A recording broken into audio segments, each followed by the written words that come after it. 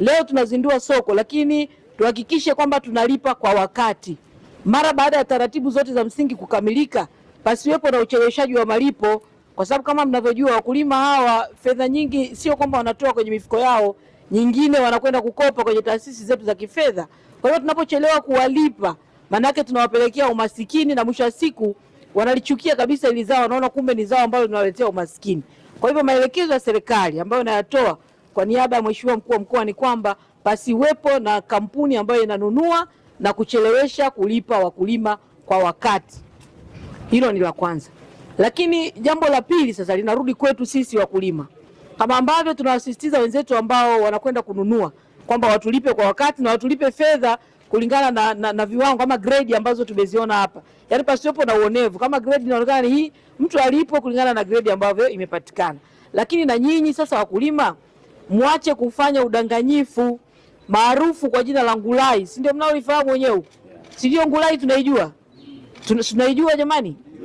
Sasa tuache kufanya udanganyifu, kwa maana kwamba wako wachache ambao ni wadanganyifu, anaona kabisa kwamba tumbaku yake haina ubora.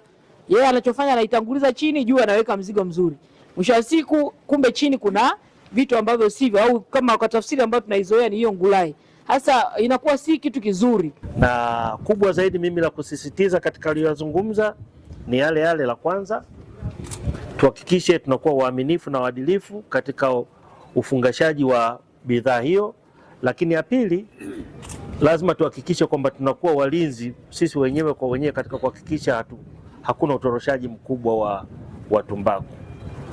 Hivyo tukifanya hayo mambo, tutakuwa tunaendelea kuliheshimisha sana zao letu la tumbaku. Tunatoa shukrani na pongezi kubwa kwa Rais wa Jamhuri ya Muungano wa Tanzania, kwanza kwa kutupatia wanunuzi wa tumbaku, sababu kama haina wanunuzi hakuna kazi inayoendelea.